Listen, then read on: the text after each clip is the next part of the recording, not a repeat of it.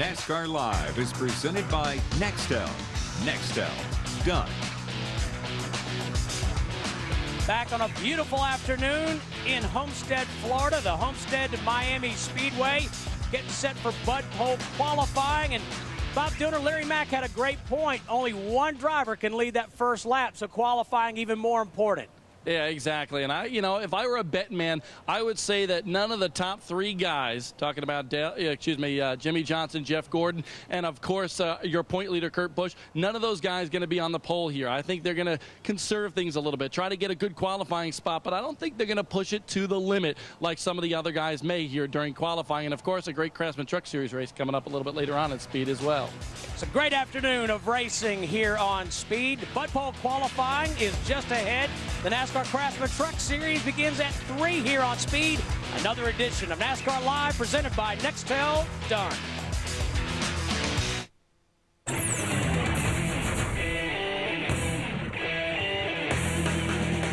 Speed Channel welcomes you to Homestead Miami Speedway, where it's Bud Pole qualifying for the NASCAR Nextel Cup Series, the Ford 400, the final race of 2004's chase for the Nextel Cup.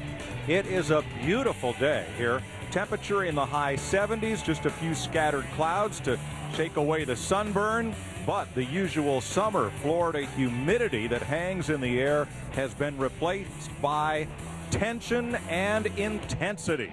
It's so thick you can cut it like a knife as we approach this final event. Let's go down where they're ready to qualify. Matt Yoakum. Jimmy Johnson hoping to close out the season with his first NASCAR Nextel Cup Series title. Now, first off, you have a special qualifying regimen that you go through. You just handed off your, what was that, a Sony? No, I have an iPod. iPod. Looking for sponsorship, too. Why not, right, since we're plugging them. But you listen to some special music for qualifying versus the race. Yeah, it's nice to have something to distract you, especially this time of the year with the championship on the line. So I've got my heavier rock and music for qualifying, and then tomorrow between runs, for race run-wise, I'll throw in some mellow stuff, listen to some Jack Johnson, and just try to help set the mood, set the pace, and just give me something to do because there's a lot of standing around in this business. I kind of go back and forth between Kid Rock and Jimmy Buffett myself, but let's look at the pressure this weekend. Do you feel like the pressure hanging over the garage here, Jimmy? And I know you're trying to keep this like every other weekend, but it is the final championship weekend. Well, see, I do a good job of forgetting the pressure, and then I do an interview, and it's all brought back. So thank you. Appreciate it right before qualifying. No, I'm really trying not to let it get to me. It's going to be a challenge. But if we go out and do our job and put in a good day's work, we could be the champions, and that's all we can do. That's all that we've done to race our way back into this deal. And I had the heartbreak of what I thought of losing it after Kansas, and since then we've just been having fun, and we've been doing an incredible job with this Los Monte Carlo. And I've really just got to take the attitude: if it's meant to be, it's meant to be, and I certainly hope it is. He was 247 points out. Now with 4 wins, Mike, only 18. Thanks, Matt. Hi, everybody. Mike Joy, Larry McReynolds, Jeff Hammond with you for the final time this season to set the field for the Ford 400. So many scenarios, most of which depends on what happens to other people. Larry, what were you saying about ifs and buts? We're candy and nuts. We'd all have a Merry Christmas, right? But, I mean, the thing about it, who would have ever believed 10 months ago when these teams started testing back at Daytona that it would come down to probably not the final race, but the final lap of the final race? And you can put the what-ifs in all day long, but the bottom line is what Jimmy Johnson said. These guys need to try to sit on the pole here today, lead the most laps, and go out and win this race. And what gives you that scenario is the fact Kurt Busch is leading his points. If he finishes second and Jimmy Johnson wins the race and leads the most laps, Jimmy Johnson will be our champion. Jeff, intensity. Very much the intensity. Down in the garage here a little earlier, all the pressure. Jimmy Johnson kind of summed it up. Hey, I was trying to put it away. You guys brought it back. Well, he can't get very far away from it because around the garage here today, all you could see was a lot of media, a lot of people taking pictures, a lot of pressure, Mike, a lot of it. We're going to screw the vise just a little bit tighter right after this break when we begin Bud Pole qualifying.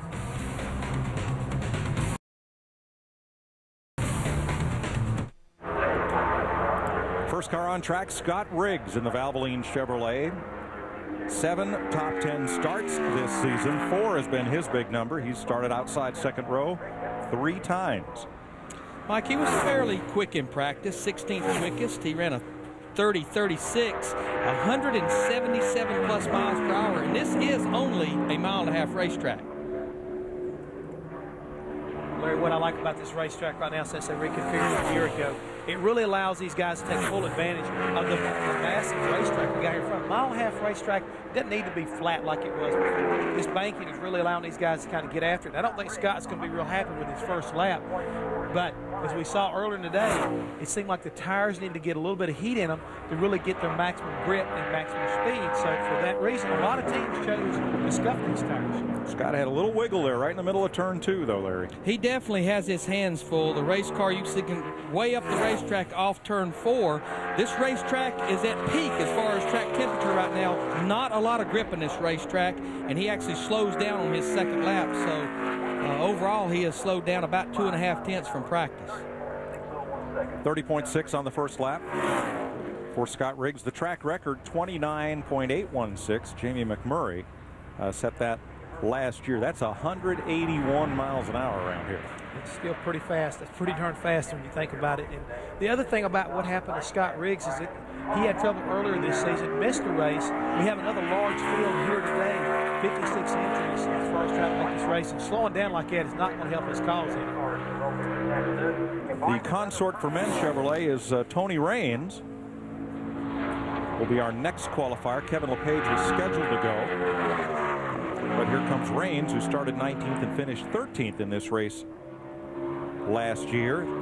And adding to the pressure, never mind just the top 5 who have a chance to win the Nextel Cup or the top 10 in the chase for the championship. There are 56 cars here for 43 positions. I mean, you have to beat 18 cars to guarantee a place in that top 38. And unfortunately, you'll have to live with it all winter long, but 13 cars will go home.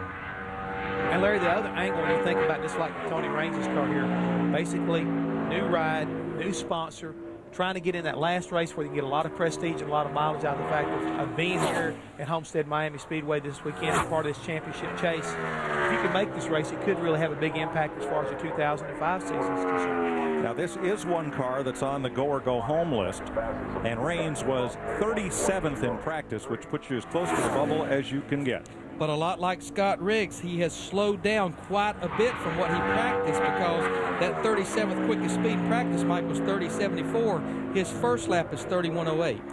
And Larry, with that reason right there, you got to wonder if this track, laying here after that practice early this morning, how much more it's heated up or how much grip it has lost. You brought that point out earlier.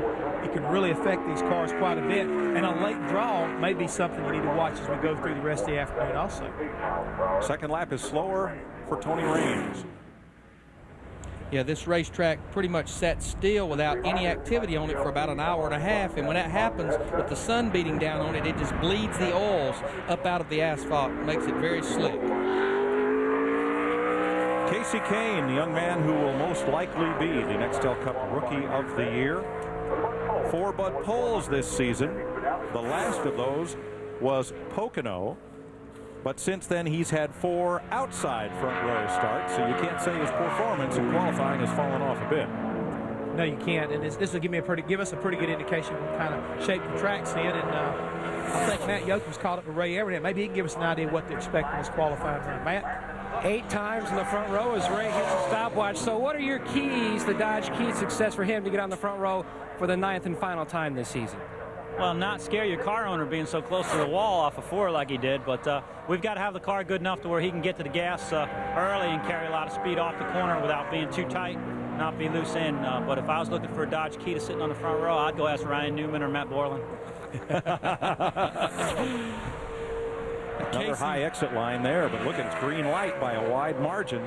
He was 10th quickest in practice earlier at a 30.31, so he is the first car to actually pick up from practice that first lap, 30.18. We'll tell Ray right quick that it looks like the key is not being afraid to come off of that turn forward that high close to the wall, Matt, because he definitely carried a lot of momentum off that exit, that corner. And scaring your car owner. And scared his car owner. Don't be afraid of that.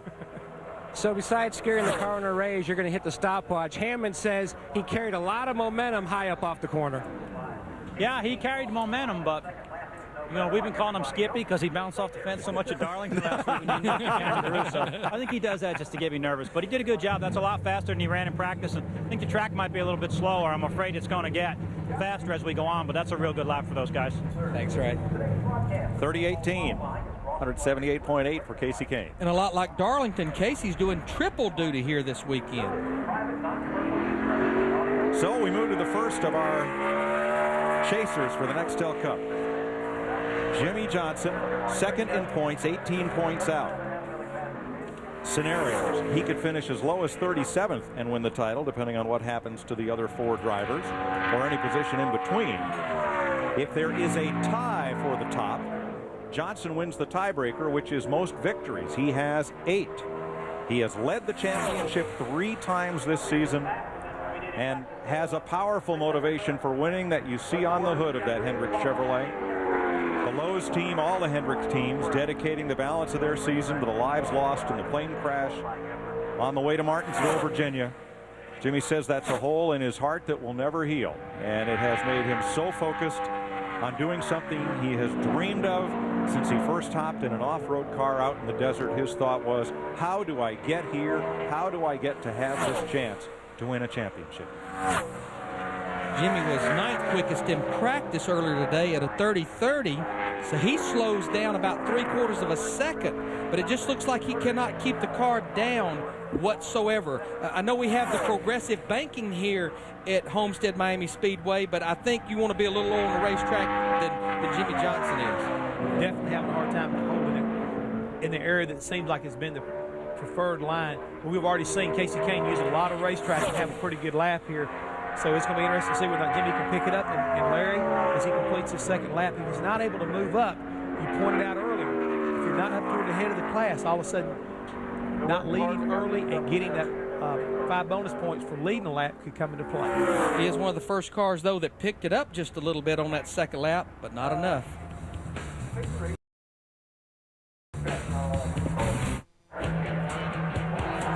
Speed Channel coverage of NASCAR Bud Pole qualifying from Homestead Miami Speedway is brought to you by Dodge.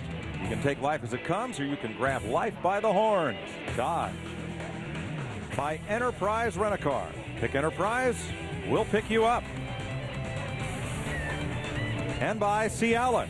Ask your doctor if a free sample of Cialis is right for you. Kevin LePage from Shelburne, Vermont, completed his qualifying run. 22nd is his best effort of the season. He was 50th in practice and is on the go or go home list in that unsponsored Carter Racing Dodge. LePage's run 5th at a 31-13. Marty Snyder joins us. Well, Kasey Kahne, the one bit of advice your car owner Ray Evernham has said, don't scare the car owner so much. You carry too much momentum off the corner, he was saying. Yeah, it was pretty good. That was the best we've been all day. We were pretty loose there, but you know, I just slid a little getting in, slid through the center, and made a pretty good lap. So hopefully that'll give us a top 5 spot for you know, for our Dodge dealers, UAW Dodge on Sunday. So can we start calling you Skippy? Is that true? Well, after last week, you'd probably call me Skippy. I think that's what Ray's referring to. You know, bouncing off the wall all race. Hit it way too many times last week, but this week we can't hit it this week. You won't even finish the race. So we got to keep the car on us, and we'll have a real good run on Sunday. All right, Matt. Marty, we'll call this young man Martin Truex, Busch Series champion. A huge week last week in Darlington. You're pulling double duty this weekend. How is the car, Martin?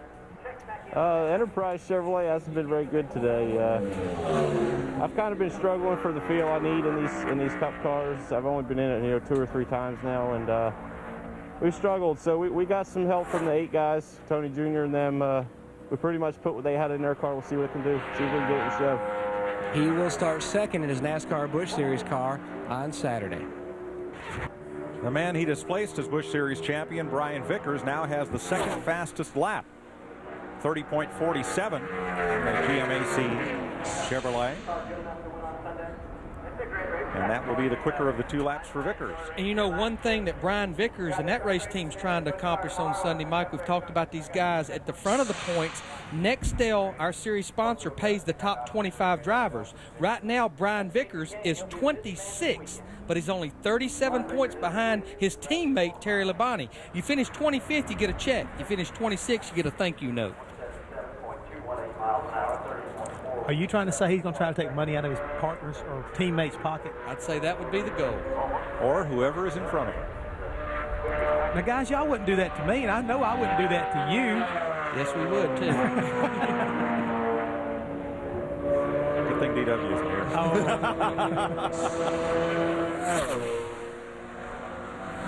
Jeff Burton, the AOL Chevrolet. Since joining that team, he has the best start of 5th.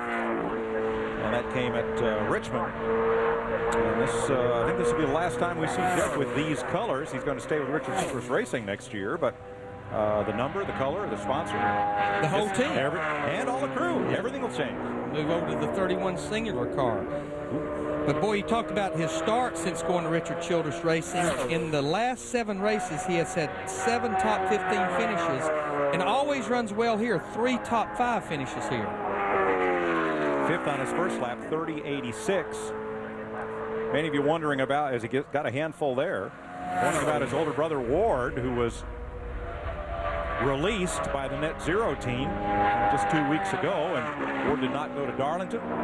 Spent the week back home, South Boston, Virginia, to gather things together and try to make plans for next year. No announcement yet, but there's a lot of talent sitting home in South Boston, and Ward should have a good ride when everything shakes out. We hope so. Absolutely. But brother Jeff actually slows down on that second lap, so right now he will be 5th quickest, and we'll try to monitor this track temperature because I think it's just going to continue to go up. A couple of cars ago, Walter Cox tells us it was 103.5, so we'll keep an eye on that as this qualifying session goes on. This should be interesting. The Viagra Ford of Mark Martin was 2nd fastest in practice. And he's the only driver to finish in the top 20 in all 9 of the Chase races so far. He's the oldest driver in the Chase, age 45. He's announced that next year will be his final year. And all this weekend, he has been just so, what's that line from Animal House? Something like, darn glad to be here. He is having a ball. He said last year this time, the phone hardly rang. He says now, there's a lot of attention, a lot of interest. He was so afraid, he said this morning, that he might end his career with a season like last year.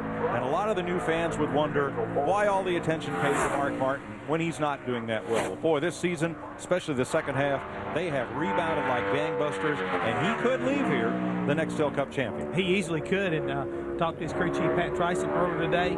And Pat and Mark both are very, very positive about the fact they want to try to sit on the pole as he comes off of turn 4. He's looking pretty close. It's going to be real close to see whether he can unseat Casey Kane. 2nd fastest on his first lap. Maybe Mark can find a little bit more speed at a 30-40. Need to pick it up a little bit, but they're very positive about this weekend. They feel like they've got nothing to lose, and they're going to basically throw everything they can at the field and all the competitors here and try to win this championship for Mark. But they were so excited about being here. Now Sunday he must finish 15th or better to have a chance, depending on where everybody else ends up. But he says basically we're going to go out and try to win the race because that's the only thing that we have any chance of controlling. And you know what's unique about his season? Yeah, he's 5th in the points, 82 points out. When the Daytona 500 ended, he was dead last, 43rd.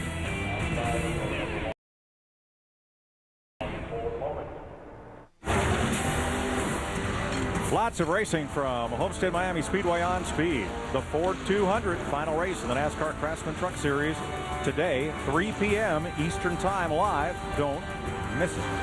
Will it be Dennis Setzer? Will it be Bobby Hamilton? Could it be Ted Musgrave? Carl Edwards? Yeah. It's going to be a wild race, and it's going to come all down to one more exciting race here at Homestead Miami Speedway. Carl Long, the Impact Total Loss Management Ford, is slowest 9th at 32.31. That's a go or go home entry for Carl Long, trying to make his 6th start of the season. Marty? Mark Martin spent most of the time on the radio after his lap convincing his team that he drove it hard, Mark, and you weren't happy with that lap at all. It's disgusting. You know, I just don't understand how we could have such a good car and qualify so bad. You know, a lot of times I blame it on myself, but doggone it, I didn't leave a whole lot out there that time. The car felt good. It just was 2/10 slower than we practiced. And his one question was, did I beat the 48? The points counting has already started, guys. Mark will start second if things end up the way they do right now. Jimmie Johnson will start no better than second. Jimmie Johnson right now is fifth on the board. And Mike, see, it goes back to talking about the pressure. They're all trying to play mind games with each other already. If you can get him behind you, then all of a sudden they've got to race up there and catch you. Yep. As far as I'm concerned, Kurt Busch, Jimmie Johnson, Jeff Gordon, they know if they want to win this championship, they've got to be at the head of the class. They don't have to be trying. They don't need to be trying to run down the likes of Mark Martin, Dale Earnhardt Jr., or somebody else. They need to be leading the pack, not following it. And that's Mark's goal. I need to beat those guys. Need to beat them in practice. Need to beat them in qualifying. Need to beat them on Sunday. Just keep turning the screws on them, man. That's how you're going to get them to make mental mistakes, and you're going to jump all over them. Yeah, when you beat them in all those things, you beat them mentally. Exactly. Kenny Schrader, the Schwann's Home Service Dodge. Best start of the season, 15th at Dover. His first lap was 31:07. He slows down to 31:18. So right now that'll put Kenny 7th place. Everything pretty much in place for this race team. Schwann's will be back in 2005. Kenny Schrader will be back. New crew chief David Hyder. So everything's good to go for next year. And isn't that great? Because last year at this time they had a partial sponsorship from AT&T Wireless, which wasn't allowed to stay around under the new Nextel deal. They had to search for a sponsor. The Schwann's folks came on board, and the rest is history. Schrader will make his 632nd career start on Sunday. Michael Waltrip in the Napa Chevrolet. In the news this week, the news came out of DEI that Michael's going to have to be in the top 10 next year to be able to extend his deal with Dale Earnhardt Incorporated. You were talking about pressure, guys. I mean, there's some pressure for you to know that you got to be looking at 2005 season having to finish in the top 10 to be able to retain your ride. I mean, that's really basically building a fire under your driver. Yeah, I mean, just look at the past champions that did not make the top 10. Dale Jarrett, Bobby Labonte, but a different kind of pressure as you see that right front smoking, which means it looks like possibly this car's traveling more qualifying and the tires are bottoming out. Michael Waltrip, like a lot of drivers that won in 2003, trying to get the victory lane here with one more shot on Sunday. Well, initially, when the Chase for the Nextel Cup format was announced, as Michael is fourth fastest on his first lap, good lap, 30:59, there was a fear, a lot of smoke from the right side there as he goes in the corner. There was a fear that sponsors might renegotiate and say, well, if you make the top 10, we'll pay you this, but if you don't make it, we'll pay you that. So some of that was anticipated. We've not heard any news of that yet happening. But this is kind of new to tell a driver, here is the new benchmark. You make it or you pack. That's a tough order to follow right there. That'll be a good qualifying run for Michael. And I think when all's said and done, Mike, Jeff, I don't think Mark Martin is going to be that disappointed with his qualifying run because the racetrack seems like it's slowing down. But a last word on Michael Waltrip. He's not had a bad season. 2 top 5s, 9 top 10s, 1 second place finish at Lowe's Motor Speedway. They've been competitive, but no W's. I think the biggest thing that this race team would like to accomplish, you know what Michael Waltrip would like to accomplish it, win a race, a points race at a non-restrictor plate racetrack. Yeah, if you're able to do that kind of thing right there, then all of a sudden it takes a little pressure off, gives you some momentum going into 2005, which they kind of need. That'd be a good thing for him, but talking about a young man that's got the pressure off of him, can have a little bit of fun down here at Homestead Miami Speedway, is Martin Truex Jr. driving the one car, which is the team car, to Michael Waltrip for DEI.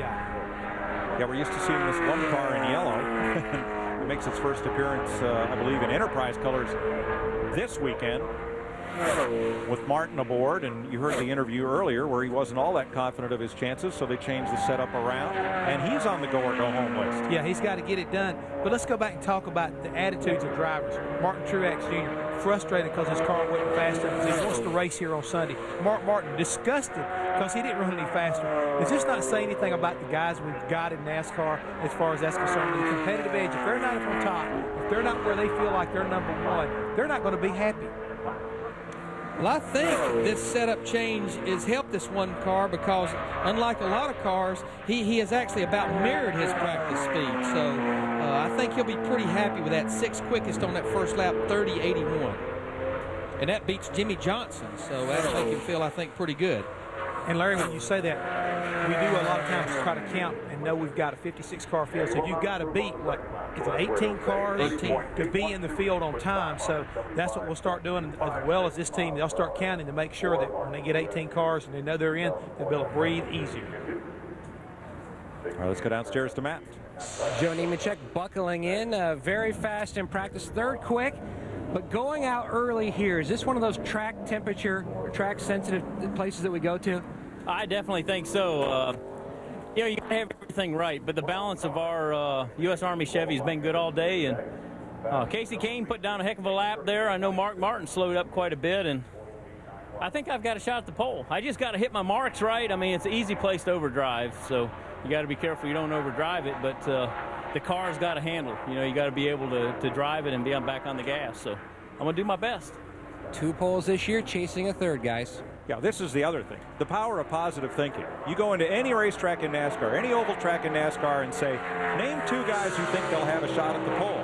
The Rocket and him, Joe Nemechek. And normally backs it up. Right. Both those guys do. Terry Labonte, 2-time Winston Cup champion. As you mentioned, trying to stay into the top 25, get that nice bonus check at season end, and this is the last time that we will see Terry Labonte as a full-time Nextel Cup driver. It's his 557th career start. He is going to run partial schedules the next 2 seasons with longtime sponsor Kellogg's on the car for 10 of those races and other Hendrick Alliance sponsors for the other 10. So 31-31 first lap for Terry. I don't think he'll be very happy with that because that puts him 12th quickest out of 13 cars. He has slowed down a half a second from practice. I knew that number sounded light because it was. It'll be his 557th career super speedway start. It will be 816 career starts. That's a lot of starts. That's a long career right there, and a very glorious one, I might add also. A Cup career that extends back to 1978 for Terry Labonte, whose second lap mirrors the first.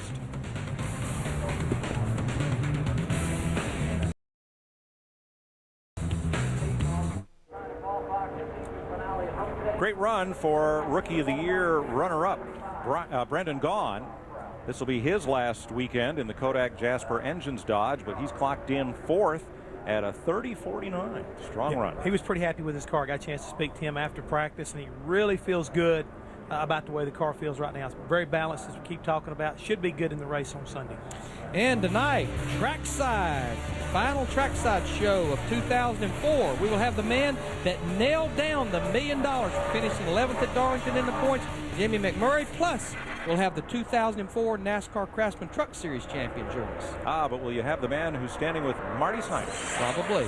And currently 5th. That would be Michael Waltrip. And your car kind of seemed all over the place. You said loose end was your biggest problem, Mikey. Yeah, but my car was good. We unloaded it, and we were 5th or 6th fastest. And we just needed to get it to drive in the corner one tick better. When you mess up your entry, then it messes up your exit. And so I just didn't do a very good job of getting the information to the boys. But the Napa Chevy's got a lot of speed. It's got a great attitude. I love the way it feels. Just need to get it snugged up, getting in the turn a little bit. And Jeff Hammond and Larry McReynolds are in the booth. You want to give them a preview of what you have in store tonight for Trackside? Well, first of all, I'm going to help Rick Allen and Phil Parsons bring the exciting story of the NASCAR Craftsman Truck Series Championship battle that's going down to the wire. That's so much fun. I get all giddy when I think about doing those truck races. That's as good a time as I have during the weekend. Then Trackside, it's fun just to listen to what some of those characters sitting beside me have to say next. And, you know, Schrader always says he likes to hang around with me because it makes him feel smart. That's kind of why I like Trackside. I'll leave that up to you guys to figure out which one he's talking about. You talking about Larry Mack or Jeff? Meanwhile, Larry Mack or Jeff? Yeah. Meanwhile, the only thing I do hope he'll comb his hair before Trackside. Oh, man. Let's talk about something positive. How about Dale Jarrett? He's qualified 7th, guys. He just about backed up what he ran in practice. He should be pretty happy with that. Good run, 30.66 for DJ, who celebrates a birthday a week from Saturday. And he's trying to keep a streak going. He has won at least one race in 11 consecutive Cup seasons, and he wants to win on Sunday to extend that streak to 12. Yes, he would like to do that. He's one of those guys we've been talking about when he coming down here to this particular race. He wants to get that win. It's going to get real crowded at the top, guys, if everybody's trying to win this race. Victory Lane will only hold one car. Just one car.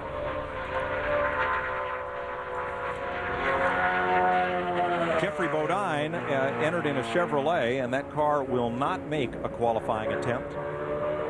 So will be scored 50th on our chart. And that brings out the 00. Kenny Wallace driving for Michael Waltrip Racing in the Aaron's Chevrolet, and this is another go-or-go-home car. And he was 31st quickest in practice. I talked to Kenny. They came down here and tested. They were not that happy with their test. About 3 weeks ago, they missed the show at Atlanta because they broke a camshaft in the engine qualifying and had to go home. Well, right now, Larry, looking at the times that have been posted, if he could just run what he ran in practice, it should put him solidly in the field. I think this is going to be a pretty good lap for Kenny. Looks pretty solid. Yep, right smack in the middle, 40-84. That should be enough.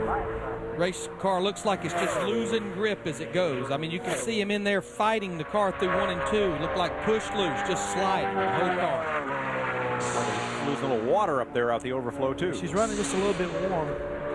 But in talking to a lot of drivers that came down here to this racetrack and tested, they all had the same comment. The racetrack had definitely lost grip from a year ago, and it was going to be a much bigger challenge than what they had this time last year. Casey Kane and Mark Martin fastest so far, but only 17 cars have had their chance at the clock.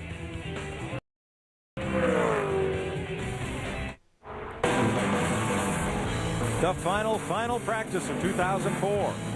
Happy hour from Homestead Miami Speedway tomorrow at 11 p.m. Eastern Time on Speed. That could be about as gut-wrenching as anything that goes on this weekend. Oh, yeah. Todd Bodine, the Arnold Development number 50 Dodge. And that car pretty much needs to make the show on time, 15th at a 31:25. Probably the biggest surprise of the weekend, Todd Bodine missed the NASCAR Craftsman Truck Series racing qualifying yesterday. Yeah, and he's got no provisionals over here for the resources, so he's got to have some help right now, guys, because he's definitely not quick enough to get in. But here's a young man who probably is going to be fast enough to get in. Goes off into turn 1. He was definitely had that green light flashing then, Larry. Well, it's ironic because what Joe talked about was not overdriving the entrance of the corner. It looked like he carried a lot of speed getting into turn 1, but he wasn't able to carry it off the corner. Right there, 193 miles per hour getting into turn 3 at the end of the backstretch. Don't think this is going to be a Bud Pole run for Joe, but it's going to be a pretty good run. Look like top 5 maybe.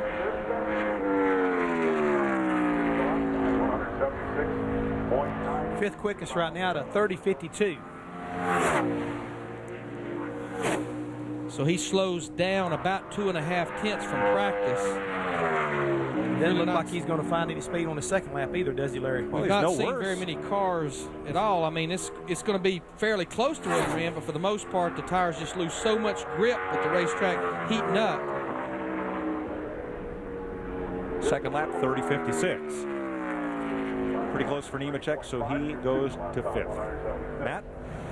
And Jeff Gordon, the co-owner of the 48. Now, your driver said you can feel the pressure a little bit, but this is your 5th championship you're chasing after. Is this kind of old hat to you? You know, every one of them has had something unique about them. There's always pressure, and this year with this chase, it's intense and the pressure is high. And you know, I hope that our experience can play a role battling for those other championships when the moments are as intense as these are. And I'm just excited. I've got a good car, but a little confused at what's happening with this racetrack right now. A lot of cars that I thought were going to go fast haven't, and I hope we can put down a good lap. The car was very fast. How big would it be to win here at a place, knowing the championship's on the line, but knowing you've never won here before as well? It'd be awesome. I mean, I love this new configuration of this racetrack. Can't think of a better place for us to be winding down the season or to get a win. You know, I think that this is a great place to have this championship chase for the Nextel Cup come to a close, and we'd love to do it on a win. And Larry Mack, to keep an idea what the track temperature is now, it's 100.6 as we go to Marty Snyder. And Matt, a terrific lap for Brendan Gaughan, and you were one of the few guys who was actually able to maintain from practice. How'd you do that? We just barely lost a tenth, you know, and Shane Wilson, the guys, I like this track. We all kind of joke and say that Homestead owes me a little bit, so maybe that was it. But did the best we can. Buddy Baker and I were talking about it and didn't want to overdrive. It seems like everybody keeps trying to drive it in deeper, and I think the key was to get on the throttle sooner, and 1 and 2 was perfect, but the Kodak Dodge just missed 3 and 4. Will you be in the 77 car next year, Brendan? Not sure, that's something for Mr. Penske and Mr. Vowell, Jasper Engines, Transmissions, those guys, they want to sit down and weigh their options, but, I'm just happy to be able to do this job. I'm fortunate that I don't do this for the money. I do this because this is what I want to do for a living and have the desire to do, and I think that's a luxury a lot of guys don't have. So got a lot of options, and definitely going to run some truck races next year. I miss my Orleans truck team, and definitely want to come back and be Steve Park's teammate a few times. Brendan Gaughan. Mike Garvey's completed his run after finishing 3rd in the AS8 standings. He has a strong run of 31.04, which hopefully will allow the Jana King Chevy to make its first Nextel Cup start. One of the few cars that actually picked up on that second lap, picked up 2 tenths. Picked up 2 tenths on his second lap, picked up from where he qualified. I practiced that too, so all those things are positives as far as Mike's concerned. Give him a chance to possibly make this race on time. Here's a young man here that always seems like he does well when it comes to qualifying. Casey Mears. Sat on the Busch pole yesterday for the Busch Series race here. He knows his way around the race. He's gone.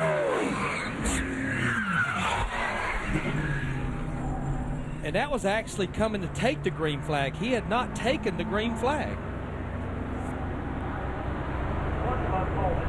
He's got heavy damage to the back of that number 41 car. And Larry, it looked like he got right in the middle of the corner, and we've been seeing the car slide and wiggle just right in the middle, and his just went in there and just around it came up the banking. And of course, I'm sure we'll go to a backup car, and they will be eligible for a provisional start.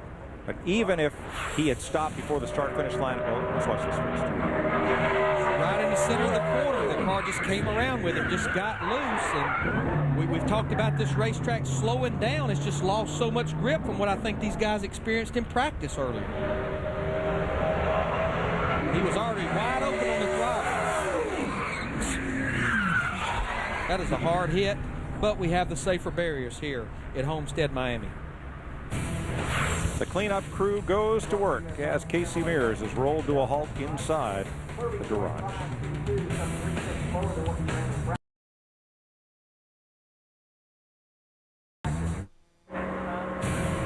Race fans, once again, it's your chance to vote as Nextel presents the 3rd annual Fans Voice Award at NASCAR.com. Log in now, voice your vote at NASCAR.com.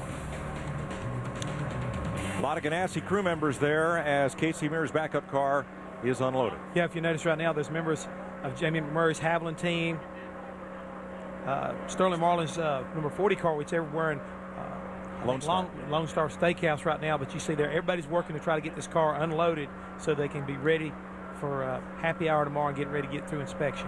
Now, a final note on this. If he had not taken the green, they still would not have had time to unload the backup car because it has to go through inspection and be prepped, so he would not have been able to qualify that car. That car just came around on Casey Mears right in the middle of the corner, I think, before he almost even knew what happened. Here's Matt. And Donnie Wingo, Mike, was quickly on the radio to Jamie telling him exactly what happened. So do you two have similar setups in the car, Jamie, or are you different? Or don't you know? I really don't know what Casey has. They tend to focus on qualifying a lot more than what we do. We did all race run stuff today and put a setup similar to what we had last year when we sat on the pole. Same shocks and just a little bit different rear springs. But it's funny because Donnie came on just before Casey crashed there, and he said everybody looked loose and that we maybe need to make an air pressure adjustment. So we kind of adjusted our car back to what we had in practice. So that's too bad for Casey. I know those guys had a really good car. 11 top 10s in the last 13 races. You must really be encouraged for next year, seeing how this team is ending up 2004. Yeah, just every week I'm just amazed that we can take a car that maybe shouldn't finish in the top 10 and somehow as a team we come together and can pull it out. And just every week we're fast. And so that makes it a lot of fun to get to come to the track. And I'm tired right now. I'll tell you what, it's been a really long, like 20 race stretch that we've had, and we've been running well, and I'm still tired. So it's going to be nice to get a break, though, and get all of our stuff put together for next year, and looking forward to getting back to Daytona already.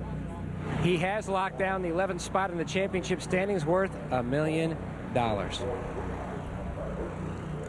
lot of cleanup going on up in turn number 4, both metal debris and going to blow the track clean of rubber, and we'll resume butt pole qualifying.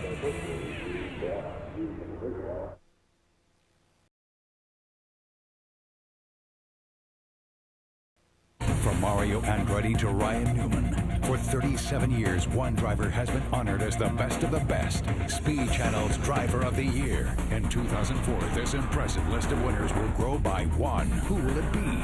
This quarter's nominees: Jimmy Johnson, Dale Earnhardt Jr., Martin Truex Jr., Ryan Newman, Tony Kanaan, Tony Schumacher, Sebastian Bourdais, and Steve Kenser. Log on to speedtv.com now and cast your vote for Driver of the Quarter. Welcome back to Homestead Miami Speedway, where the 09 of Johnny Sauter. It's kind of a home game for their sponsor, the Miccosukee Indian Gaming Casino. The James Finch Dodge coming out to make its run. They were just about out of time. NASCAR had put them on the 5-minute clock, which they did not make their spot in qualifying. NASCAR then punches the clock, and you have 5 minutes to present your car for qualifying. In this case, presenting it, meaning getting it through tech and getting it through the underpass leading to pit road, because they were in a full run pushing that car down the lane. 31.50 for Sauter. That is 19th of 20 right now. And that's not very good. I mean, he slowed down almost 0.8 of a second of what he practiced at earlier today. So they have got to find some speed in that car, because I mean, they're not very high up as far as provision list either. No, they're 38th in owner points, Jeff. You're right. With Casey Mears is going to take one of the provisionals after crashing on his run, so that leaves 4. He picks it up almost a half a second on that second lap, so he goes to 13th quickest at 31.03. We've seen some pickups, but not quite that much. Good job by him if he wants to race on Sunday. Now he needs just a little bit of luck to go his way, but if he hadn't pulled it out on that second lap, he would have world of hurt.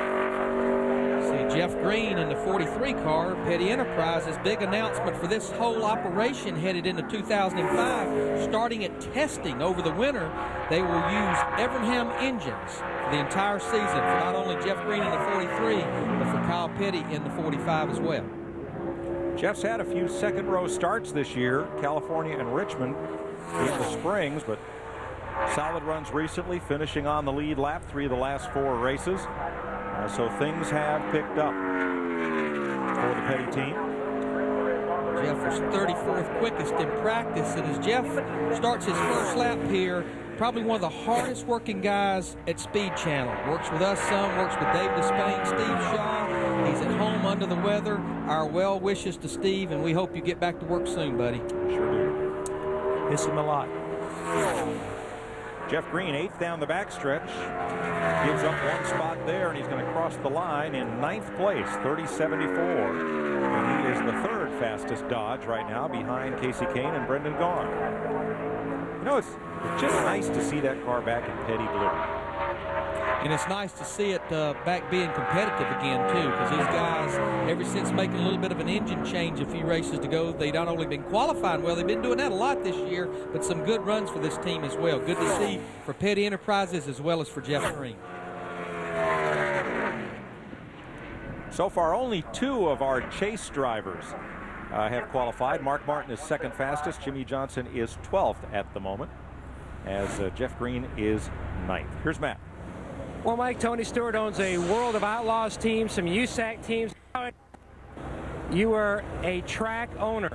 Yeah, we Wednesday we signed the paperwork and purchased the Eldora Speedway from Earl and Bernice Baltus, and really excited about it. It's probably one of the most famous dirt tracks in the country, so really happy to have got that project completed here, and looking forward to what Earl's done in the first 50 years. It'll be neat to see what hopefully we can do it in the next 50 years. Now, why do you want to own a racetrack?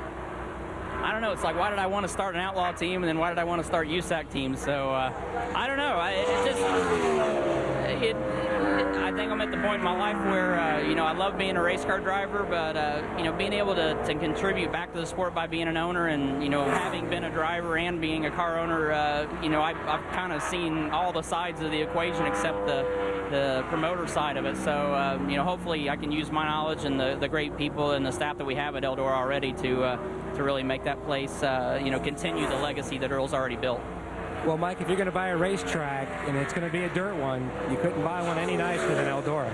Well, I congratulate Tony. I think You know, he's done a lot for charity. He pledged $1 million to Victory Junction, was the first driver to step up and do that, and now he's honoring his own short track roots and heritage by preserving and continuing a great tradition at a very great racetrack. My hat's off to him. This is Randy LaJoie, twice a Busch Series champion, also a champion of Busch North, but at 3160. The number 98 Mach 1 Ford is going to have to go some to make this last race of the season. Yeah, he's picked it up from what he practiced, but probably not near enough to make the top 38. The fellas at the top of the list, they count championship points in all the different scenarios. Larry Gunzelman runs this team. He counts provisional points and all the scenarios on Fridays. I talk to him every Friday morning about 8 or 8:30 after he sees what cars are at the racetrack. He can tell you if this car will make the show or not. What did he tell you today? You know, I didn't see him this morning. Okay, it's a question mark. We'll find out. Randy's going to be close to the bubble, it looks like.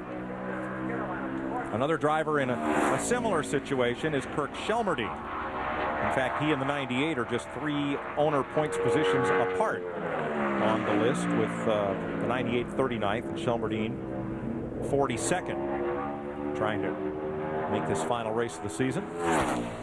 Kirk was the slowest of the 56 cars at practice earlier this morning, so unless Kirk can really pick it up, this is one of the things he will be banking on is provisionals. But when people like Casey Mears, that's way up in the points, has a problem like that, that takes away provisionals from the guys at the back of the points.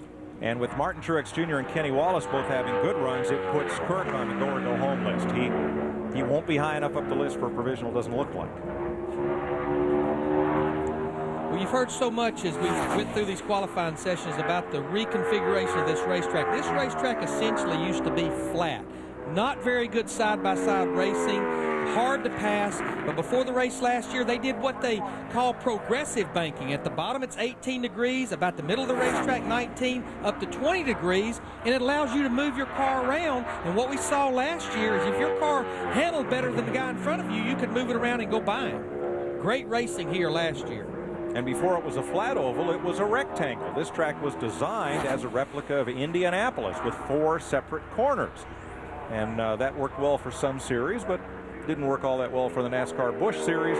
Those drivers requested a change, got one, and then a third and final change. And some $16 million later, we've got a great place to end the Nextel Cup season. Kirk's lap of 32.18 in the aptly named RacingUnderdog.com Ford has a going home look about it.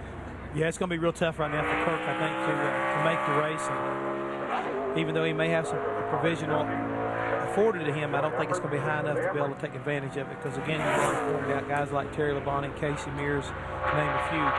They're definitely going to occupy those spaces long before he gets that chance. Now, this is the second BAM Racing entry. It's number 70 for Larry Foyt. Now, earlier this season, they entered a second car with number 59, which I think would have had some provisional points. But by changing the car number, I'm not sure if they picked up the 59's owner points or not. And Bill Svoboda's telling us no. And Larry was not that good in practice earlier. They've attempted a couple other races this year. He was 52nd quickest, but you saw in the graphic a year ago, driving the 14 car, he qualified 12th and finished 16th, both best ever in Nextel Cup. You know, seeing this is the kind of thing that puts me on the fence about retiring car numbers. In the case of an icon like Dale Earnhardt, I think it's appropriate to set that number out. He'll always be number 3, just as Babe Ruth was in baseball for the Yankees. And that number's not retired. It's issued to Richard Childress and put on hold. But it's kind of neat to see a race car out here with number 70. And think of longtime NASCAR independent campaigner J.D. McDuffie, who ran that number with success for many, many years. Kind of nice to be reminded of that. It really is. And for Larry, he's making a pretty good effort there, guys. He picked up a couple tenths of what he practiced at earlier. Let's see what he can do on his second lap. Slowed down, actually. So he's going to be another one of those drivers. He's going to need a little bit of help if he plans on racing on Sunday. Some talk of BAM Racing running 3 Nextel Cup teams next year. That, of course, dependent upon sponsorship and what happens perhaps with the provisional situation. Back to the chase. Mark Martin is second so far. Jimmy Johnson is 12th. And here is Jeff Gordon, the third of our top 10. to make a qualifying run. Jeff could finish anywhere in the top 36 depending on what happens to Kurt Busch and Jimmie Johnson and still be champion. But I think of all the 5 drivers in this morning's press conference that was carried live on Speed, Jeff and his DuPont Chevrolet have the least amount of pressure on them. They have to look forward, they have to look back, but this championship, Jeff says, is for fun. It's important to everybody, but he said, I don't have to win a championship. I'm not trying to, validate myself, he said in essence, but it's fun to race for this title. I'll tell you what, he's halfway to sitting on the Bud pole right now. He carried that speed into turn 1 and it stuck off turn 2. Same thing into turn 3. Watch the little bubble there. It's like he wasn't able to carry that speed off turn 4 like he did turn 2. Don't know, gonna be close, guys. Second quickest, 30.21. By 3/100ths of a second. And it was all from the middle of turn 3 and 4 out that he wasn't able to maintain that speed. But he's already accomplished part of what he needed to accomplish there. Is he's going to be up toward the head of the pack, and that's going to be so important for Sunday when they drop that green flag. Plus, when you get a chance to pick the pits here, it gives you that little bit of an advantage as far as pit road's concerned also. So right now we have Jeff Gordon second, Mark Martin third, and then Jimmie Johnson, the other chase contender that's qualified, back in 13th. Marty? Casey Mears has had a chance to change, and what happened on that wreck, Casey? I just lost it. I mean, he tried to get everything he can out of it coming to the green, and I thought we had a shot at the pole, so just gave it everything I had, and the car loaded up real good, and it was on the right rear, and everything felt good, and then it just snapped. Usually you get a little bit of a feel that it might go loose, try to grab it, but just trying to go for it, just trying to go for the pole. I mean, it's last race of the year. We're not qualifying for 5th. We're trying to get on the pole and just made a mistake. The unfortunate thing is that was definitely our better car. The backup car should be okay, but it's not the best. Mike? It means that Casey will take one of the 5 provisional spots as his Ganassi-Sabatis teammate Jamie McMurray comes out in the Haviland Dodge. But I think what Casey was saying is absolutely right. These drivers know that this first lap is where your money's going to be. And if you can carry that speed through 3 and 4 coming to take the green, that's going to really help the speed down this front straightaway. This is Jamie McMurray. Of course, we talked a while ago that he's already clinched the 11th place. And yes, Alan and Benny, I am working on his last name. I've been working on it, and I will continue to work on it. It's McMurray. I'll promise to keep working on that, and I promise not to say, man, oh, man, oh, man. Jamie has 14 top 10 starts this season, and he may get another one. He is 6th fastest with a lap of 30.50.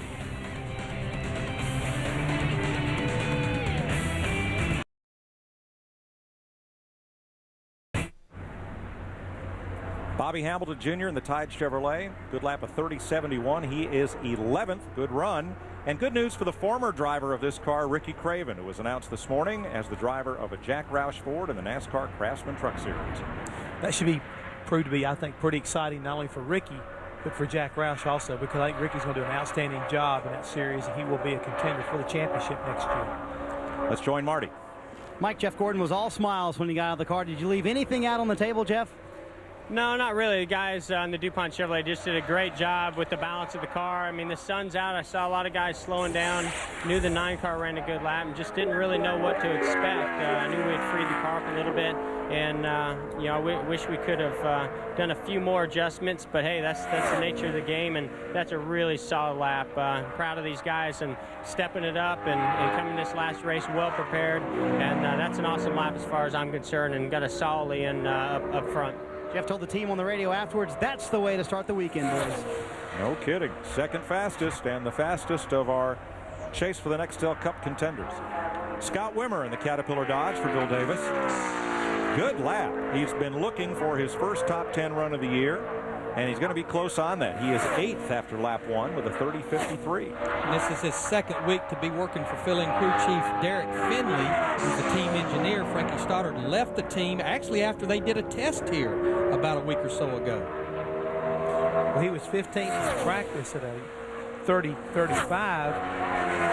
So the track has slowed down, but guys who've been able to get close to what they practiced at seem like they've been pretty well up the field. So good lap by the number 8 car in 8th position as far as the 22 is concerned, Scott Wimmer. Here's Matt.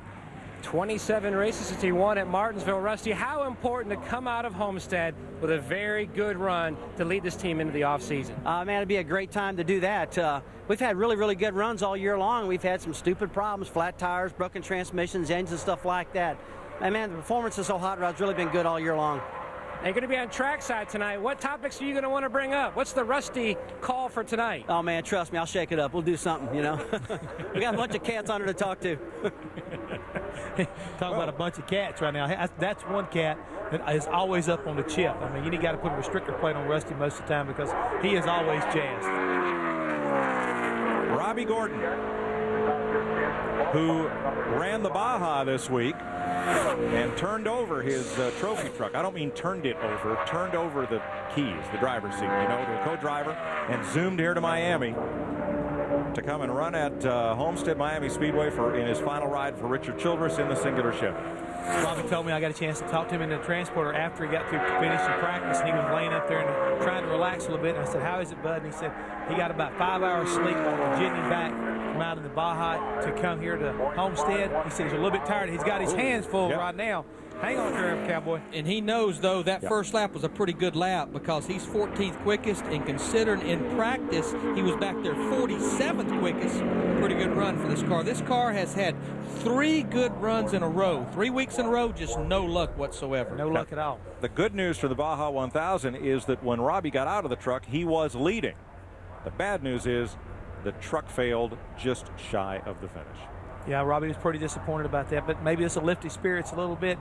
Again, his Busch car running well, 14th right now as far as the Cup car is concerned. Now maybe he can go back to the coach and lay down and get a little bit of sleep. And he'll close out the year finishing up his string of not having used a single provisional start. That's pretty phenomenal. And that will be this will be his last race for Richard Childress Racing as well. He's going to run his own team next year with he and Jim Smith are going to join forces and run in Nextel Cup, and Robbie's going to continue some of the Busch Series. And if he does as good a job as he did with the Busch Series, he should be pretty competitive next year. Here's a guy that's looking to come back here to Homestead. He kind of likes this place. He has a few wins here and some really good finishes. New track on him, Matt Yoakum tells us. Yeah, that's pretty exciting also. But knowing where he comes from, that doesn't surprise me. One get to see him going by a place like Eldora. Briefly green light on the Home Depot Chevrolet as it entered turn number 1. Tony Stewart won twice here on the old Homestead Miami configuration. Finished 7th here last year. 6th is his best start of the season. He's done that 3 times. Of course, Tony comes in this race 6th in points, mathematically eliminated from the possibility of the championship. And he's actually when they came out with this chase for the championship, my first impression is he qualified 3rd with that 20 car. This has given the 20 team a license to steal because they've always been so strong at the end of the season, but they have faltered here hard. In fact, they're the only top 10 team that has not had a top 5 finish in these 9 races. Now, for those of you who crunch the numbers, Tony was in contention to win the Nextel Cup after Darlington. However, when the 5 cars ahead of him in points rolled through inspection and are guaranteed at least 37 points for running the race, Tony's out of the chance to win the championship. But those were the numbers leading Darlington. He was 185 points out. And he is 3rd. Second fastest Chevrolet to Jeff Gordon, 30-36. But what better way to end the season than to be a spoiler and come up here and win this race and maybe have an impact on who does win the chase for the championship. And here's one of his Joe Gibbs Racing teammates, J.J. Yaley. His best career Cup start, California. 32nd. 17 Busch races in 2004. USAC Triple Crown winner the prior season. He was 41st quickest in practice, and he is on the go or go home list. They tested down here, but as the team told me, only for about a third of a day because he crashed down here testing. And right now the plan is that he will run the full Busch Series schedule for Joe Gibbs Racing in 2005.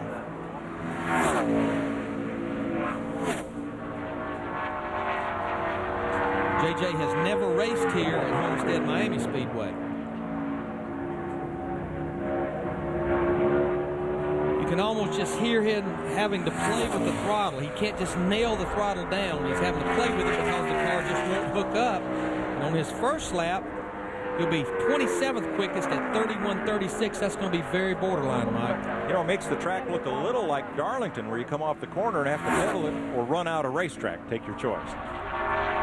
Yeah, we're seeing a lot of that. And again, I think several of the drivers have talked about this racetrack, giving a feel of it like a Darlington, the way you slide in through the corners right now. Not a lot of grip, going way high. And he's way high off of turn 4. He's too high. Hold it down there, brother.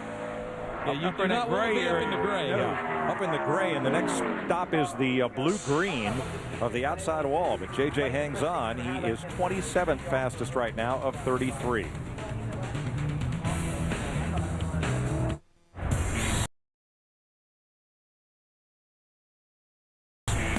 On Speed, the All-American Thanksgiving Marathon. Shows like American muscle car. If you like your wheels to be homemade, homegrown, that is, you're going to tune in Thursday. Never mind turkey. It's all day Thanksgiving Marathon on Speed. You know who just showed some muscle? How about Mike Wallace in this 4 car? 13th quickest, 30.67. Actually picked a little bit up from practice, Jeff. Picked up a little bit, and that's about all you need to do right now. If you can back it up or just pick up just a little bit, the field is so tight you can really move yourself up in the field. Marty. Well, a good lap for Tony Stewart. He said, you know what, I'm glad I don't have to do that again this weekend. Kind of nerve-wracking to qualify here, isn't it, Tony? Yeah, but the more scary part is that you guys hear everything we say all the time, so that scares me more than the way the car drove. The car was good. The second lap, I just overdrove it in 3. That was the part that I didn't want to have to do again the rest of the weekend. But I'm really proud of Zippy and the guys, especially Zippy. Zippy's sick with mono this weekend and is in a lot of pain and discomfort. So, I mean, I'm really proud of my crew chief and my guys. We've all been through some tough times this year, and at the end of the year here, we're as strong a team as we've been probably the whole time we've been together. And you know, when you got a leader like Zippy that's down and doesn't feel good and still can give me a car to go out and do what I did today, that really gives us a lot to look forward to. Many people after the test said this man, Tony Stewart, was the guy to beat on Sunday. Could well be. So could this fellow. Rusty Wallace is 4th fastest on his first lap in the Miller Lite Dodge. I know he tested down here, and he was very happy with that test. They worked a full day just on qualifying runs, and it appears that it probably has paid off. He has 2 front row starts this season. Been a while since his last pole. That came at Dover, Delaware, September 02, but second row is not too bad. Nothing the view is good that. from there. And on top of that, you know, I think he's still kind of pumped up about the fact that he won that Busch race a week ago. Now, for today's installment of Fatback in the Hat. You want to know who the Redskins played last week? Better that, you want to know who beat the Redskins? Look at Fatback, the Cincinnati Bengals. This has been going on the entire final third of the season. Of course, Michael Fatback McSwain released from Joe Gibbs Racing earlier in the year. So as the NFL season started, any team that beats the Washington Redskins, Fatback honors them with the hat, but he's a fair man. The 2 or 3 games the Redskins won, he had a Redskin hat on. Larry Mack, Fatback's commenting on your Bengals hat this week. Yeah, man. Bengals, go Bengals. Now, I also understand another tradition that the Wood brothers have. If you're fastest in practice, Lynn Wood locks the toolbox. Did he do that again? Yeah, he came. As soon as practice was over, came over, got the key up, locked the toolbox, put the key in his pocket. Now, real quick, you're about to become a father for the first time. How close are we? We're in the 1 to 2 week stage.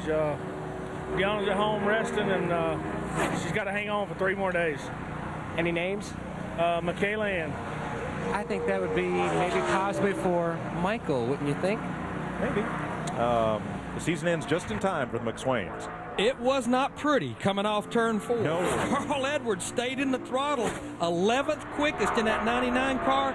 Jeff, he was in no man's land. I could see the smoke and the gravel flying out beneath the tires. It was not pretty, but he didn't lift.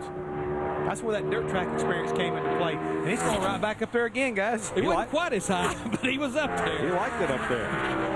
4th in the Truck Series standings with 3 wins, and he will start 3rd in the truck race later this afternoon, live on Speed. Carl Edwards is 11th. Marty?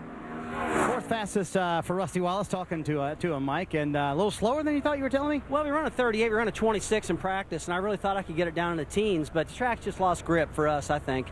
I thought I ran a good lap. Wasn't tight, it wasn't loose. It was a pretty neutral lap. In fact, I thought the second lap felt better, but run slower. So just goes to show, I guess I don't know what I'm talking about there. But the first lap was a good one.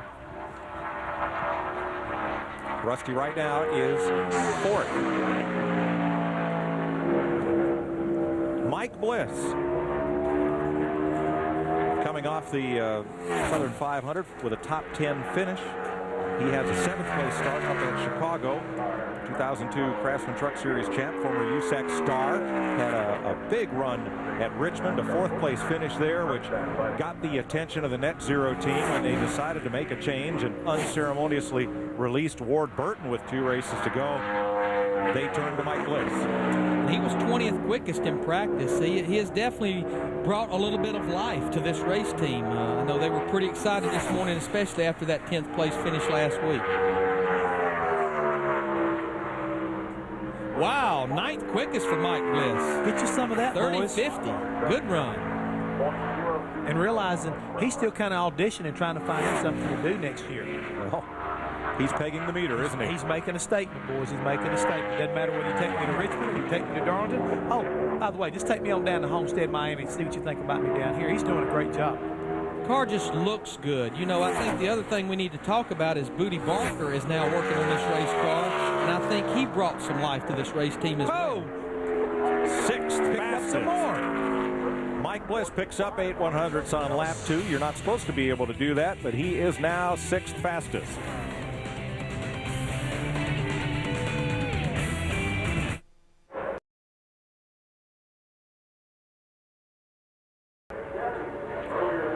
'63-year-old Morgan Shepherd from Conover, North Carolina, the Racing with Jesus Dodge, clocks in at 31.70, and that is 34th of 38 drivers.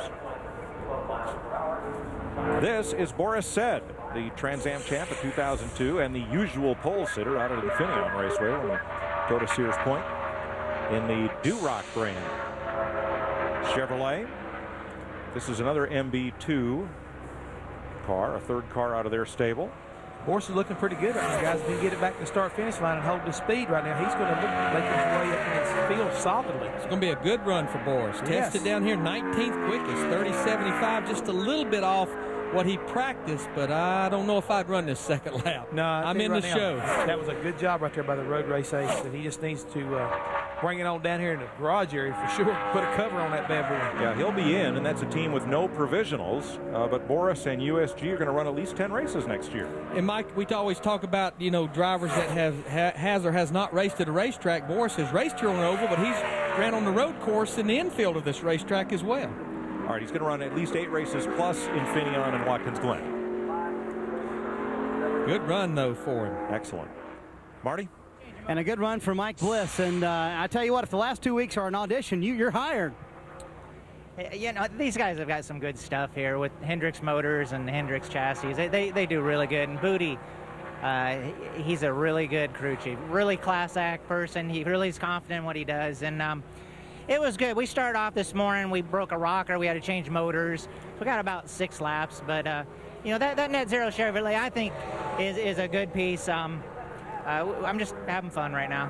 Matt? And Matt Kenseth waiting to go out. The track temperature's coming down. You were talking to Greg Biffle a little bit ago. So what about your shot for a good qualifying effort here, Matty? It's maybe a little bit better than most weeks. I think it'll be a little bit of advantage to go out later. Our car was pretty decent most of practice, end of practice, so we weren't very good. We got real tight. It seems like most cars are loose qualifying, so hopefully we get a halfway decent lap. He was 19th in practice, and Larry Mack, the latest update, the track temperature is 99.1. And Matt, Jeff and I were talking about that when we were at break a while ago. It has to be because I think of the clouds that are starting to roll in, especially over the turn 1 and 2 area. It's taking some sunshine off of the racetrack a little bit. Kyle Petty and the Brawny Georgia Pacific Dodge will make his 714th career Nextel Cup start on Sunday. First race at Talladega in August of 1979. He finished 9th. It's going to be an okay run for Kyle. 30.89 on his first lap, be the quickest, 25th quickest, and he was 43rd quickest in practice, so Kyle should be fairly happy with that.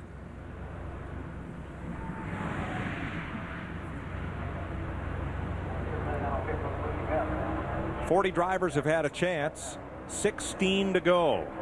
As it's getting down to crunch time to make this final race of the season, here is former Cup champ Bobby Labonte, who will make his 400th consecutive start on Sunday. Started second and won here last year. Yeah, he was one of the guys that practiced well. He qualified 7th in practice early this morning at a 30.29. So if he can go out and back that up, he'll be up on the front row, guys. So I'm sure he's looking to try to back that up. And right now we got a green light as he gets ready to exit turn 2. He was able to carry the speed off turn 2. Just halfway down the backstretch, it flipped over to red. This looks like it's going to be a pretty good run for Bobby if he can get through 3 and 4. Carried that speed into turn 3, but can he hold it on the exit? Looks like he lost a little bit off turn 4, which is where we saw Jeff Gordon lose it a while ago. This is going to be a good run for Bobby. 3rd quickest, 30.24. And Bobby's doing double duty here this weekend. Not in the Busch Series, but he'll be in the NASCAR Craftsman Truck Series race. And I did hear he's probably got the truck to beat. You remember last year, Bobby Labonte led 1 lap. Bill Elliott led 189 of them and shredded a tire on the final circuit. He even lead a lap, and he may be given credit for it, but he only led about 3/4 of that lap, Mike. But he led the right 3/4. Yeah, right 3/4. We put it this way, Jeff. He got the check. He got the check. Tell you what, even that 2nd lap was a pretty good lap. That would have been good enough for 3rd quickest as well. And, of course, you talked about winner here a year ago. A lot like Dale Jarrett, a lot of the other drivers we've talked about, has not won in 2004. That was his last win. So that'd be a good place to come back to try to get what you got to get a year ago. But there are a lot of fellows who are in that position. Of the chase for the Nextel Cup drivers, 4 of them have qualified so far. Jeff Gordon is 2nd, Tony Stewart is 4th, Mark Martin is 6th, and Jimmy Johnson is now 24th. This is Shane Meal in a 2nd Bill Davis Dodge. He's also got a triple duty weekend going. He'll start 10th in trucks, 9th in the Busch Series. And that truck race later this afternoon following us here on Speed. He's actually pretty good in practice. It's looking pretty good right here. If he can make it through 3 and 4 okay, this could be a top 10 run for Shane. Wouldn't it be something to start top 10 in all 3 series? It's going to be a good run. Looks like it is. 8th so far for Shane Meal, 30.43, and now he is the 3rd fastest Dodge.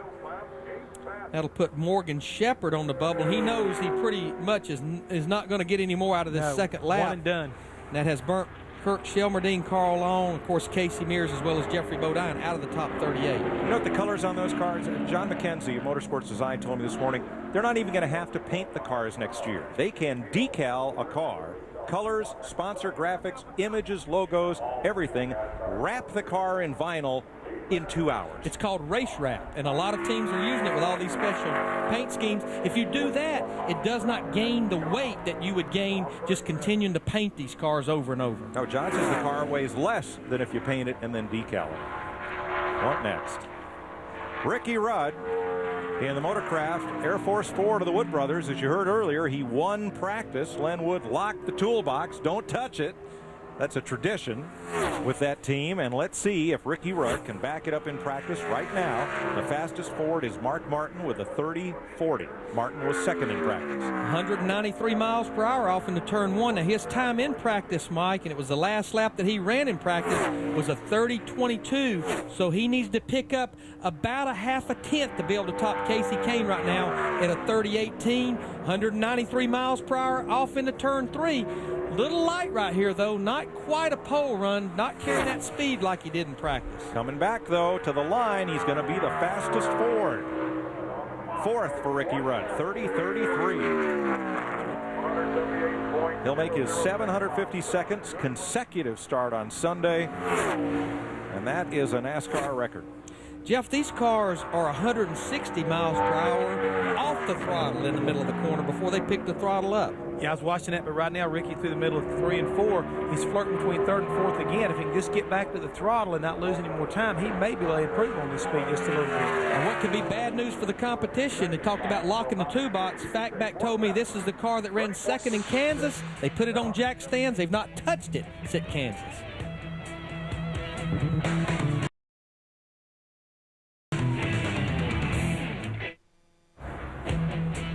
NASCAR Bud Pole qualifying from Homestead Miami Speedway is brought to you by Budweiser. It's time for a fresh one. Grab a Budweiser. The race is on. Mattituck, New York's Greg Sachs in the ARC de Hooker. Dodge has just knocked down a lap of 24th quickest, 30.801. Good run by Greg right there. And the team needed a little boost, but it's been struggling a little bit. Speaking about a guy who needs a little boost right here after practice, 14 car John Andretti. They had a little problem with practice. They kind of had to go to a backup car after getting in the wall. So see what John can pull off right here. Victory brand A+ number 14 of Greg Pollock's team. Boys, I'll tell you, for a backup car, this looks like it's going to be a pretty good run for John, and he pretty much would be a go or go home car, but he's going to be solid. Looks like about the top 15 for John in this 14 car.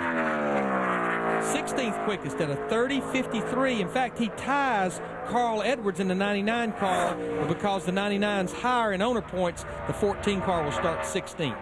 Good run for John in a backup car. And this team plans on running the entire schedule for PPC racing in 2005. And you're right, Larry. He was go or go home. They did not have enough provisional points to make the show. You know, this team has been very impressive since they've come on the scene as far as qualifying is concerned. They've really put a good effort into it, and it's really given them an opportunity to make these races and make a good show. Marty Snijders with the third fastest driver thus far. And it was a good lap, Mike, for Bobby Labonte. He lost a little bit off turn 4. What happened over there? I lost some grip in 1 and 2, and I thought, well, I need to be a little careful in 3 and 4, and didn't want to lose too much speed there, and just didn't get back to the gas fast enough. The car did a really good. The guys did a really good job today on the race car. This Interstate Battery Chevrolet did a really good job today. We unloaded not very good, so we rebounded a lot, and that was a good deal for us. Qualifying was really good in practice, qualifying run, and that qualifying run we backed it up basically the same speed, so I can't be discouraged with that. Had a good run, it was a good time today, so hopefully we'll have a great race car for Sunday. He's hoping he wins the race again. Matt? Marty, we've already talked to Greg Biffle's teammate Matt Kenseth. Now you're hoping for the big money cloud. I don't think you're going to get it, but you had a great qualifying effort in practice as far as 8th fastest. What about your qualifying effort there, Greg? Well, the guys made some changes on the guard car. I'm pretty confident that we're going to have a good top 10 run. I don't know, got an opportunity at the pole. One of the only cars that looks like on pit road going on stickers, so we'll see how that plays out for us. But Mark Martin went on stickers and wasn't real happy with his car, so that kind of makes me a little nervous. Thanks, Greg. Of course, what Greg's talking about there, Jeff, you and I were in the garage earlier. Most of these teams elected to take their brand new sticker tires and go out and run them about a half a lap or so. And the biggest thing that did, beside knock the newness off, it gave that driver a feel for what that set of tires felt like. Yeah, when I talked again to Pat Tryson earlier, as we watched Hermie Sadler in the Drive for Diversity car complete his second lap, and he picks it up just a little bit. He's 27th fastest, and that's going to be right there on the borderline. If he can beat one more car, he'll be in, right, guys? Correct. So good run there for Hermie Sadler. But Pat told me, he said early on that Mark had made a practice run on new tires, and that was their fastest lap. So they were committed kind of like to go on new tires. So a lot of indecision in the garage area. Use the word borderline. The thing I keep watching in this qualifying chart right now with 10 cars to go, Jimmie Johnson, the hottest man on the circuit here these last 4 or 5 weeks, is sitting back there right now 29th. And when you look at his other two competitors, Jeff Gordon's 2nd, Mark Martin is 7th. So if qualifying ended now, Jimmie Johnson would have his work cut out for him on Sunday. Believe it or not, Jimmie Johnson still has to run faster than one more car to make the show on time. Yeah, and what happens also if you have to take a provisional in the last race of the season when you're running for the Nextel Cup Championship? That doesn't mentally help your effort very much. Matt Kenseth is the defending Cup champion.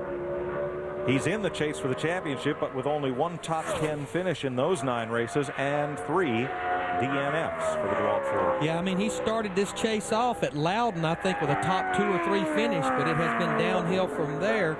And right now, Matt will be 32nd quickest. This place has not been good to Matt, either configuration. No. 4 starts, he's finished 21st or worse in all 4, including 2 DNFs. Let's give you the bump list. Jeffrey Bodine did not make a qualifying pass. He goes home along with Larry Foyt and J.J. Yaley. Also bumped from the top 38. Morgan Shepherd, Kirk Shelmerdine, Carl Long.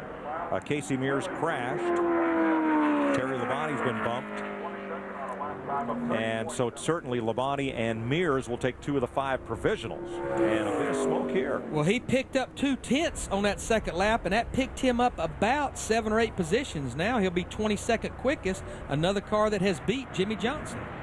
But Larry, I mean, he is really putting out a lot of smoke and looks like a lot of liquid on the racetrack also. So that's not good as far as really the guy that's coming out behind him or maybe the 17 car.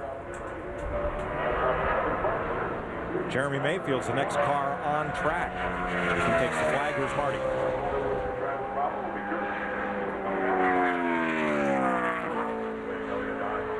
Marty, than I wanted it to be. It's a little bit looser. We were neutral in practice, and you know, a little disappointed we didn't back up where we had run in practice, but you know, this Motorcraft, Air Force, Taurus, Fatback, and all the Wood Brothers, they have it tuned up really well, and I've been just really pleasantly surprised since we got here. We came here, tested a couple of weeks ago, worked on long runs, and ran over 500 miles of testing, and never once even got close to putting it in qualifying trim. And we get here today, and it was very fast. We were fastest going into qualifying. I just didn't get it done when it counted. Ellis, he told me he has that same confident feeling he had a couple of weeks ago at Kansas. That was a pretty good weekend, too, for the 21 team. And the track is apparently clean because Jeremy Mayfield's just knocked down a lap that is 17th fastest.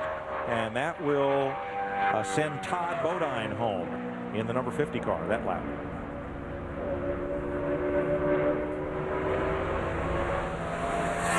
Yeah, I'd kind of like to know what happened to the 17 car. He had a lot of fluid coming in the back of that car, more than normal. Even though he had a pretty good second lap, it makes me wonder what happened. If he did have an engine problem there, it's going to force him to the back of the field. But Jeremy Mayfield, he completes his second lap and winds up 14th quickest.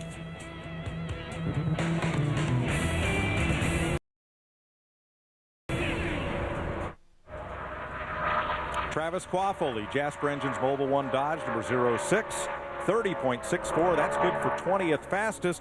And that lap will send Kevin LePage to the house. Sterling Marlin is on track. Here's Marty.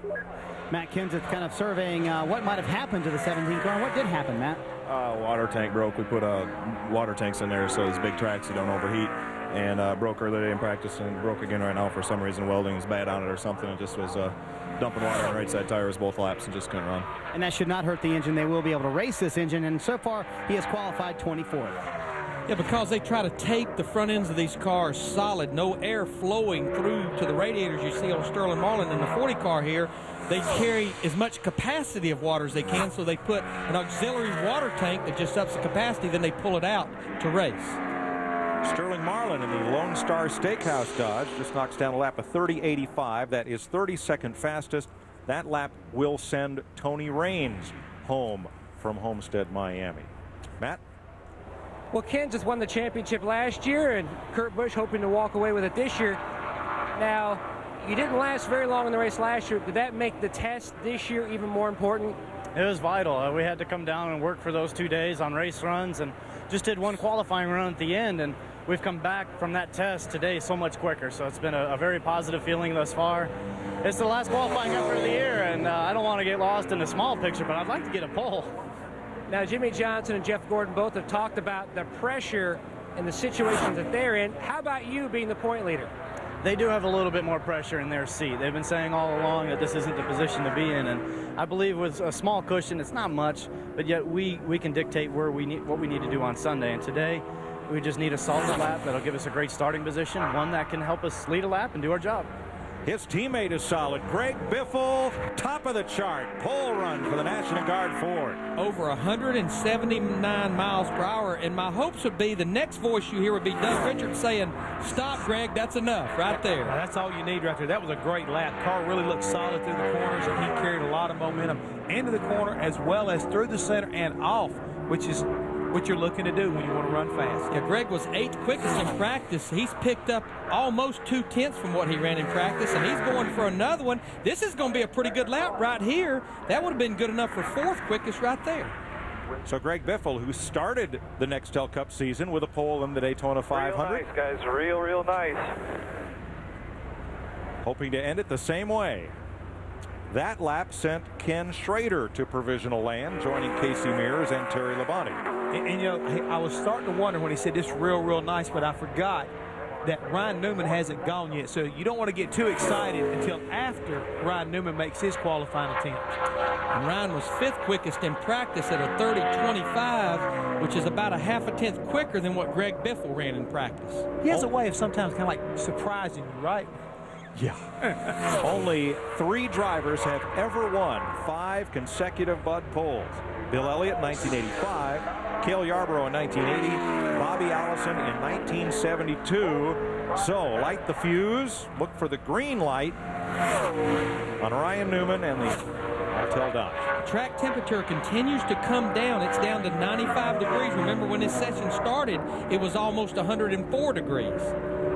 Don't know if this is going to be a pole run unless he can carry a lot of speed off turn 4.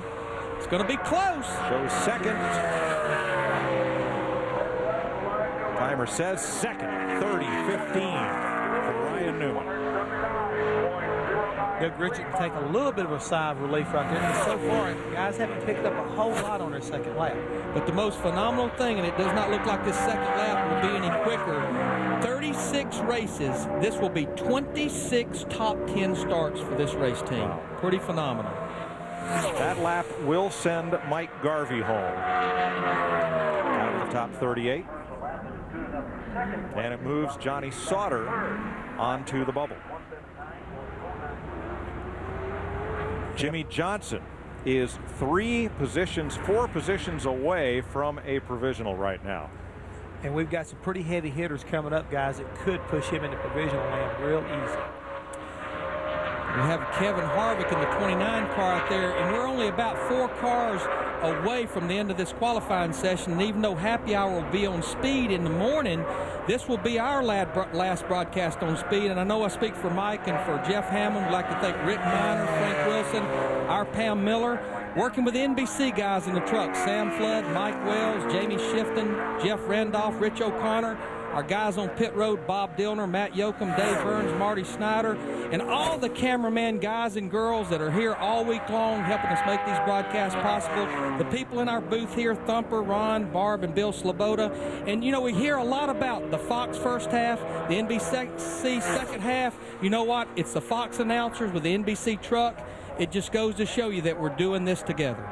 Good team effort, guys. As Larry said, y'all put it. Thank you for everything you've done. And great lap right there for Kevin Harvick. He winds up 8th quickest right now. So moves Jimmy Johnson back another position to 36. And we want to thank the boys back at the shop. Absolutely. For doing a great job. Absolutely. And Kevin Harvick, we've been talking about people trying to get the victory lane.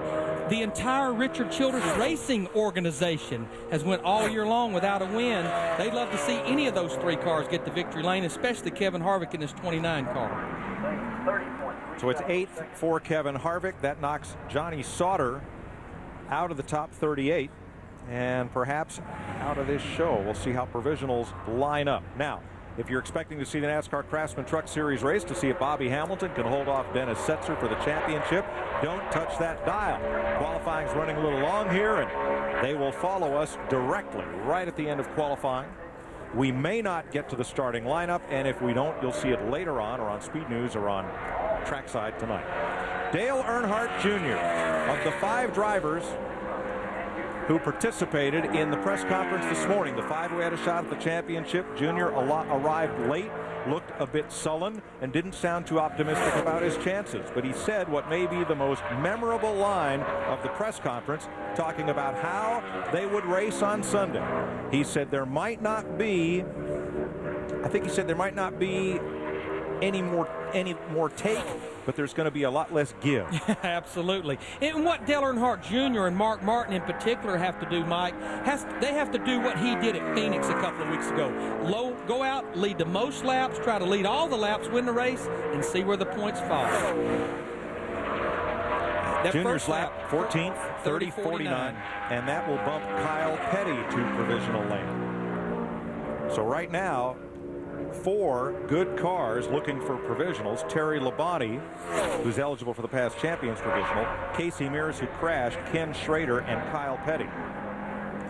We keep talking about Dale Earnhardt Jr. He's one of the guys, he's never had a top 10 here at Homestead Miami Speedway. So he is really looking to turn things around totally if he wants to have a chance to win this next Dale Cup championship. So he's already pretty much said it's all or nothing.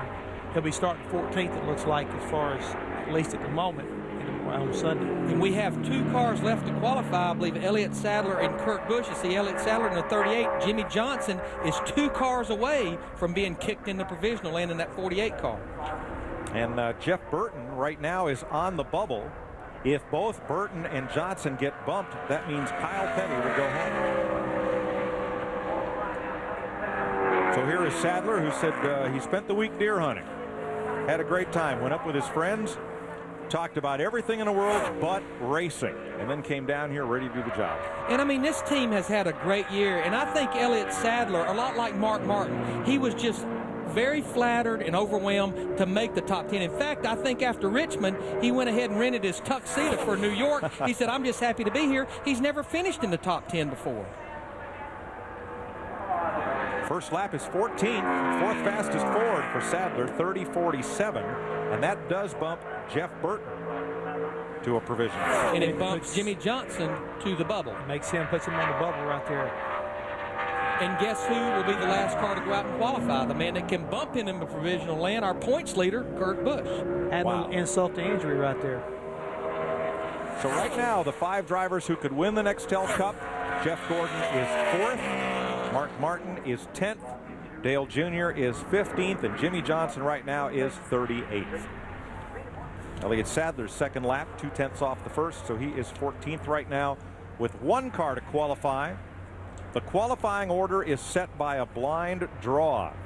The driver or crew chief or some representative goes at a NASCAR appointed time and pulls out a pill. If there are 56 cars here, there are 57 pills in the bucket. Kurt Busch's team drew number 57, and the Sharpie Ford had to wait and watch everybody qualify before Busch, who from a young age dreamed of this day where he could ride into town and take the hill in the bottom of the 9th and protect a slim 1-run lead to win the World Series or thereabouts. And you know, a guy, I'm pulling for a good race on Sunday, but I guess the sentimental part of me is I look at the captain that guides this ship right here, Jimmy Finning, the crew chief. He's been a crew chief for 18 years. He's never won a championship. He was Mark Martin's crew chief. He won the 1988 Daytona 500 with Bobby Allison. I'm somewhat pulling for this race team, I guess a lot because of Jimmy Finning. He'd be a good one right there. Kurt Busch is trying to give him an opportunity, qualifying 6th, and guess what? This is huge. Jimmy Johnson to provisional land in that 48 team. The other 4 are all in the top 16, and that puts Kurt Busch up there in an area, and he's not finished yet. If you see right here, headed off into turn 3, this lap has the potential to be even better. He wants to get up there where he can lead that first lap or lead a lap to get those 5 bonus points. This could be a front row start here for Kurt Busch. Front row, this could be the pole.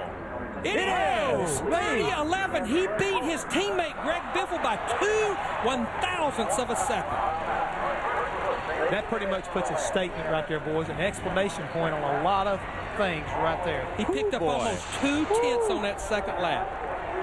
And if you believe in numbers, 4 out of the 5 events have been run here have been won from the top 10. I think he's pretty happy. Marty? Somebody is. There's Jimmy Finning.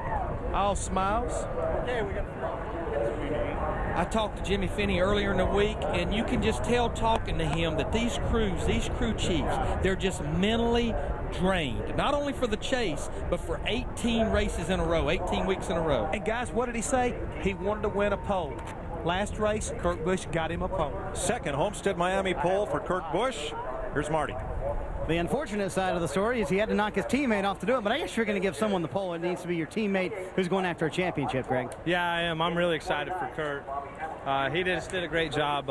You know, I'm happy to start up front. You know, I didn't know there was a pole run. I knew we had a really fast car, but excited about it. I got to go run a truck race, so more power to him. He can go in the media center and do all the things, but I'm excited it was him to get me off the pole. I hope he has a good chance of winning the title this weekend down here, and we're going to do everything we can to help him. Triple header weekend for Biffle, who's off to run the Craftsman Truck Series race. Thanks, Marty, and thanks, Matt. We won't have time to give you the entire starting grid, but here are where the chasers for the Nextel Cup will start. Kurt Busch on the pole. At the other end, the provisionals, Terry Labonte, Jeff Burton, Casey Mears, Kenny Schrader, and of course Jimmy Johnson will start 39th. For the entire starting lineup, go to speedtv.com. Here's Marty. An absolute crowd around Kurt Busch's car. He's shaking a little bit inside the car. I think this one may have surprised him a little bit. We'll let him climb out of the Sharpie Ford, and an amazing lap. Did that surprise you a little bit, Kurt? I'm not supposed to do this on Friday. I know, exactly. I don't really know what time the car ran. I like qualifying here at Homestead because you get to feel the altitude. You really don't have much altitude here, and you get all the horsepower you can, and you don't feel like you're doing a great lap, but the horsepower comes forth, and you really put down a great number. And just a tribute to Roush Racing and Yates Engine Group on what they gave me for this piece, and I just went to go make a lap, and maybe this car is just telling me that it needs to run well on Sunday as well. No better place to start than up front for Kurt Busch. That's right. Starting up front right now, he's got a great opportunity to lead, get those 5 bonus points. And right now, it's his championship to lose. Kurt Busch wins the pole. His closest challenger in the chase for the Nextel Cup, Jimmie Johnson, starts from a provisional. Jeff Gordon, third in the standings, starts 5th. Junior, 16th. Mark Martin, 11th. Sunday, one of those 5 will win the Nextel Cup. For Matt Yoakum, Marty Snyder, Jeff Hammond, and Larry McReynolds, I'm Mike Joy, thanking our entire Speed Channel NBC crew for a great season, and best of luck to all the drivers who will chase the Nextel Cup on Sunday. Trucks are next. Don't go away.